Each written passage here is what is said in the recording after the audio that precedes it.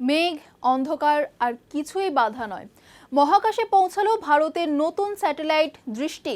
দিন-রাত সবসময় নজর রাখতে সক্ষম এই প্রযুক্তি ঘিরে বাড়ছে আগ্রহ। তাই এখন আমরা দেখে নেব এই স্যাটেলাইট কিভাবে বদলে দেবে নজরদারি আর কতটা সক্ষম হবে দুর্যোগ মোকাবিলায়। ভারতের বেসরকারি মহাকাশ ক্ষেত্রে বড় সাফল্য এলো। বেঙ্গালুরু স্টার্টআপ গ্যালেক্ট আই তাদের প্রথম বাণিজ্যিক উপগ্রহ দৃষ্টি সফলভাবে কক্ষপথে পাঠিয়েছে। রবিবার স্পেস এক্স এর ফ্যালকন 9 রকেটে চেপে এই উপগ্রহ মহাকাশে পৌঁছয়।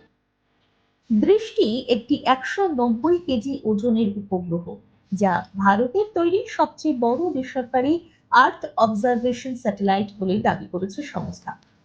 এতে একসঙ্গে অপটিক্যাল এবং সিনথেটিক অ্যাপারচার রাডার প্রযুক্তি ব্যবহার করা হয়েছে।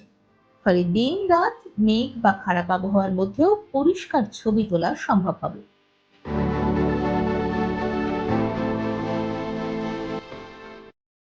গ্যালাক্সাই জানিয়েছে, এই স্যাটেলাইট সীমান্ত নজরদারি, প্রাকৃতিক দুর্যোগ মোকাবিলা, কৃষি পরিকল্পনা এবং অবকাঠামো উন্নয়নে সাহায্য করবে। এতে কৃত্রিম বুদ্ধিমত্তা বা এআই ব্যবহার করা হয়েছে, যা দ্রুত তথ্য বিশ্লেষণ করে কাজে লাগানো সম্ভব করবে। দৃষ্টি স্যাটেলাইট 1.5 মিটার রেজলিউশনের ছবি তুলতে পারে এবং প্রতি 7 থেকে 10 দিনে একই জায়গায় আবার নজর রাখতে সক্ষম। এর আগে সংস্থাটি ড্রোন ও বিমানের মাধ্যমে প্রায় 500 বার পরীক্ষা চালিয়েছে।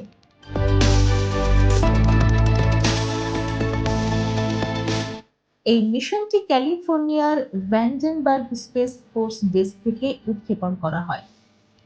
একই রকেটে আরো 45টি উপগ্রহ ছিল, যা স্পেস এক্স এর রাইট শেয়ার মিশনের অংশ। আগামী 4 বছরে 8 থেকে 12টি স্যাটেলাইটের একটি বড় নেটওয়ার্ক তৈরি করার পরিকল্পনা রয়েছে গ্যালাক্স আই এর।